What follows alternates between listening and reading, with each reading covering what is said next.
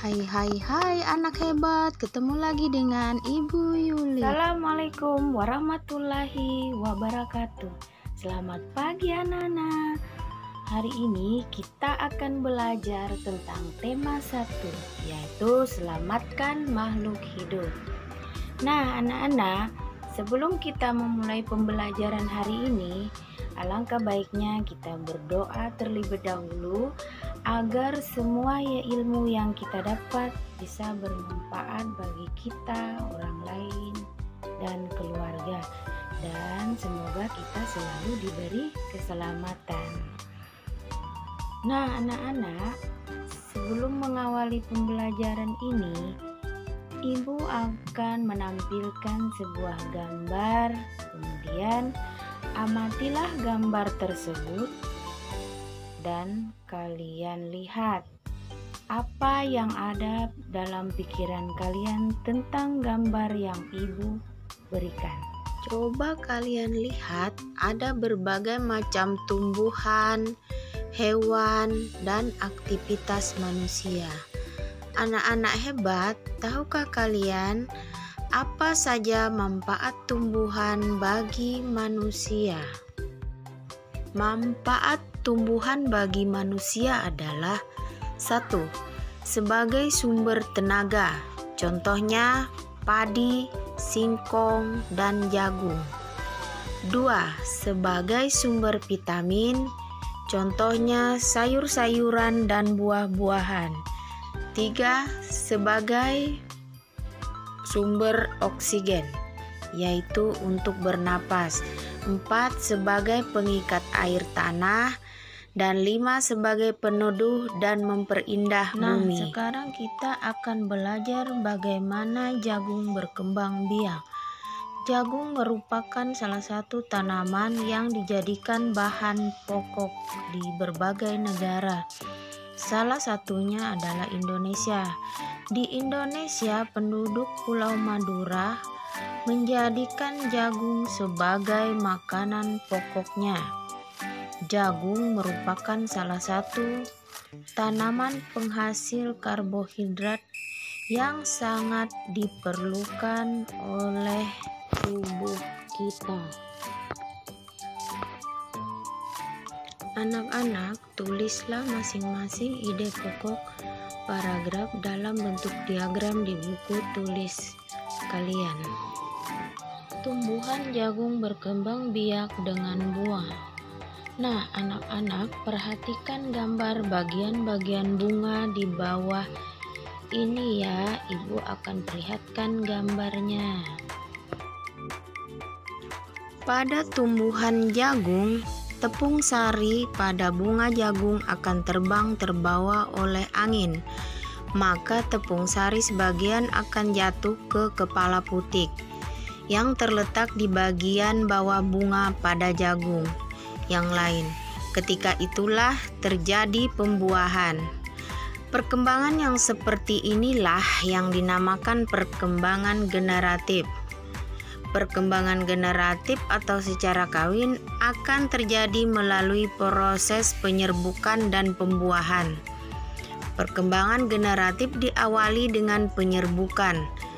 Penyerbukan adalah melekatnya serbuk sari ke kepala putik dan menuju bakal biji dan terjadi pembuahan. Hasil dari pembuahan maka akan menjadi zigot, kemudian menjadi lembaga dan bakal biji. Nah anak-anak, coba perhatikan bunga-bunga yang indah ini. Bukan hanya tumbuh di Indonesia, tapi juga Malaysia. Bunga ini dapat digunakan sebagai pewarna. Di Malaysia, bunga sepatu dinamakan bunga raya. Nah anak-anak, gambar ini adalah gambar dorcampa atau bunga Kamboja. Bunga Kamboja ini dapat kita temukan di Indonesia dan negara Laos. Di negara tersebut bunga ini digunakan sebagai dekorasi upacara keagamaan dan penyambutan tamu-tamu. Perhatikan gambar tersebut. Malaysia dan Laos adalah dua dari negara-negara tetangga. Negara Indonesia tergabung dalam suatu organisasi ASEAN, yaitu Persatuan Negara-Negara Asia. ASEAN adalah sebuah organisasi internasional yang beranggotakan negara-negara di kawasan Asia Tenggara yang berdiri pada tahun 1967. ASEAN didirikan oleh 5 tokoh pendiri ASEAN. Yang pertama dari Indonesia ada Malaysia Tun Abdul Razak, Thailand Tanat Koman, Singapura Raja Ratman, dan dari Filipina adalah Narciso Ramos. Anak-anak, sekarang marilah kita mengenal sosial budaya beberapa negara ASEAN. Yang pertama adalah Brunei Darussalam, terkenal dengan Kampung Anyer, yaitu Desa Terapung. Yang kedua adalah negara Malaysia, yang terkenal dengan patung Marungganya, yang terletak di Batu Capes, yang didedikasikan untuk Dewa Marungga. Yang ketiga adalah negara Filipina. Di negara Filipina terkenal dengan tarian tingklingnya. Yang keempat, negara Kamboja. Di negara Kamboja terkenal dengan tari Apsara, lahir pada 2000 tahun yang lalu. Negara yang kelima adalah Myanmar. Pakaian tradisional Myanmar disebut dengan longyi, mirip sarung Indonesia. Namun, kain ini membelit bagian tubuh mereka, mulai dari perut hingga betis mereka. Sedangkan di negara Vietnam, permainan menangkap jangkrik dengan mata tertutup adalah permainan tradisional anak-anak Vietnam. Di negara Laos ada upacara sakral pemberian sedekah, yaitu dikenal dengan Saibat, merupakan upacara para biksu membawa bakul kecil mengitari sebagian kecil kota untuk menerima sedekah. Yang kedelapan adalah negara Singapura. Penduduk Singapura berasal dari Cina, Melayu, India, dan Eropa. Kaum Babak adalah sebutan bagi keturunan Cina Melayu.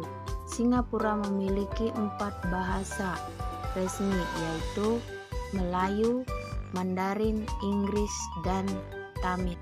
9 adalah negara Thailand.